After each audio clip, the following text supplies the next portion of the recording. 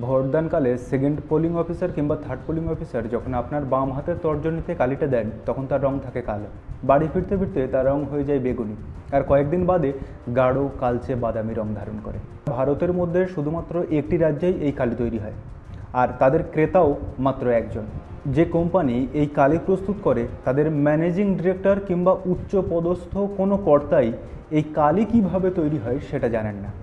রহস্যময় এই কালির তৈরির গোপনীয়তা আজও বজায় রয়েছে। আগামী 1 জুন 18তম লোকসভা নির্বাচনের শেষ দিন। পৃথিবীর বৃহত্তম গণতন্ত্রের সরকার গঠনের এটাই শেষ দফা। 19শে এপ্রিল 2024 থেকে যে ভোট উৎসব শুরু হয়েছিল এটা তার শেষ প্রহর। কিন্তু আপনি কি জানেন যে থার্ড পোলিং অফিসার যখন আপনার বাম হাতের তর্জনীতে যে কালো রঙের কালিটা দেন, যেটা পরবর্তীতে বাড়ি ফিরতে ফিরতে আপনার বেগুনি রং হয়ে যায়, সেই কালিতে কি মেশানো থাকে? কেনই বা এই কালির ব্যবহার শুরু হয়েছিল? কেন শুধুমাত্র ভারতের একটি মাত্র রাজ্যের একটি কোম্পানি এই কালি তৈরি করে? এই কালি তৈরির রহস্য কী? কেন এই কালি তৈরির প্রক্রিয়াটাকে এখনও গোপন রাখা হয়েছে? তো চলুন আজকের ভিডিওতে এই সকল প্রশ্নের উত্তর খুঁজে নেব। নমস্কার, আমি প্রদীপ, অনুভবের সফর চ্যানেলে আপনাদের সকলকে স্বাগত। আর যারা আমাদের চ্যানেলে নতুন তারা অবশ্যই চ্যানেলটিকে সাবস্ক্রাইব করে আমাদের পাশে থাকবেন। লোকসভা, বিধানসভা, পঞ্চায়েত বা পৌরসভা ভোটের বহু রীতিনীতি সময়ের হাত ধরে বদল ঘটেছে, কিন্তু আঙুলের ডগায় কালি দেওয়ার সেই রীতি আজও স্বমহিমায় বর্তমান। তবে কি এই কালিকে মোছার চেষ্টা করা হয়নি? ভীষণভাবে চেষ্টা করা হয়েছিল। তা সে সাবান হোক, শ্যাম্পু হোক, কিংবা বাঙালির অতি প্রচিত বোরোলিন দিয়েও চেষ্টা করা হয়েছে এই কালিকে মোছার, কিন্তু সম্ভব হয়। এমনকি বর্তমান দিনে দাঁড়িয়ে বিভিন্ন কেমিক্যালের সাহায্য নেওয়া হয়েছে, কিন্তু নিটফল সেই শূন্য। যার কারণে প্রত্যেকটা সাধারণ মানুষ থেকে ভারতের সমস্ত ভোটার যারা ভোট দিয়ে আসে তাদের মনে এই প্রশ্ন জেগেছে, কিভাবে তৈরি করা হয় এই রহস্যময় কালি? ভোটদানকালে ছাপ্পা ভোটের ব্যবহার বর্তমানে পশ্চিমবঙ্গ সহ গোটা ভারতের এটি অতীব চেনা দৃশ্য। বলা যায় যে নিজের ক্ষমতা কিংবা বলা ভালো যে গদি ধরে রাখার প্রচেষ্টায় যে কোনো শাসক দল এই গুপ্তবিদ্যার আশ্রয় নিয়ে থাকে। আর এই গুপ্তবিদ্যার আশ্রয় থেকে মুক্তি পেতে ভারতের জাতীয় ইলেকশন কমিশন প্রথম 1962 সালে ভারতের তৃতীয় লোকসভা নির্বাচন বা তৃতীয় সাধারণ নির্বাচন থেকে এই অমোচনীয় বা ইনডেলিবল কালির ব্যবহার শুরু করে। আর এই কালির বরাত পেয়েছিল কর্ণাটকের MPVL অর্থাৎ Mysore paints and varnish limited company. মজার বিষয় হচ্ছে এই MPVL এর খদ্দের কিন্তু মাত্র একজনই, আর সেটা হচ্ছে জাতীয় নির্বাচন কমিশন। ভোটের এই কালি তৈরির ব্যাপারটি সম্পূর্ণভাবে রসায়ন বা কেমিস্ট্রি শাস্ত্রের উপর নির্ভর করে। তাই বলে আমি কিংবা আপনি হুট করে এই কালি বানাতে পারবো? সেটি সম্ভব নয়। বিভিন্ন গবেষণা করে বর্তমানে যেটা জানা গেছে যে এই ভোটের কালিতে সিলভার বা রূপোর একটি বর্ণহীন রাসায়নিক যৌগ সিলভার নাইট্রেট এবং অ্যালকোহল মিশ্রিত থাকে।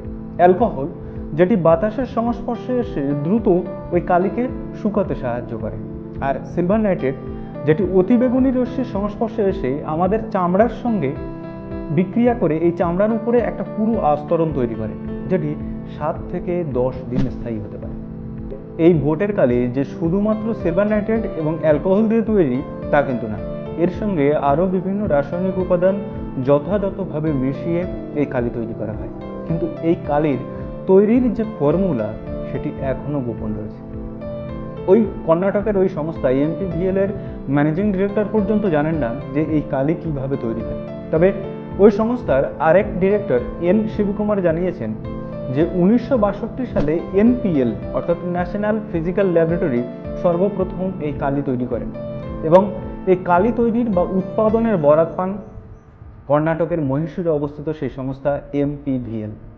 সেখান থেকে এই বিগত 7 দশক ধরে ওই কোম্পানির কোনো ম্যানেজিং ডিরেক্টর কিংবা কোনো উচ্চ পদস্থ ব্যক্তি এই কালি তৈরির ফর্মুলা সম্পর্কে সত্যিই জানেন না। MPVL এর সেই ডিরেক্টর N শিবকুমার আরও জানিয়েছেন যে তারা এই ফর্মুলার ব্যাপারে ভীষণ কঠোরভাবে গোপনীয়তা বজায় রাখেন, এবং তিনি আরও জানিয়েছেন যে ওই কোম্পানির শুধুমাত্র 2 জন বর্ষিয়ান বা সিনিয়র কেমিস্ট এই ফর্মুলা জানতে পারেন, আর তারা যখন অবসরে যান তখন তাদের দ্বারা 2 জন বাছাইকৃত উত্তরসূরিকে তারা এই ফর্মুলাটা জানিয়ে যান। সবচেয়ে মজার বিষয় যেটা হচ্ছে এই কালি তৈরির ফর্মুলার কিন্তু কোনো লিখিত বয়ান নেই।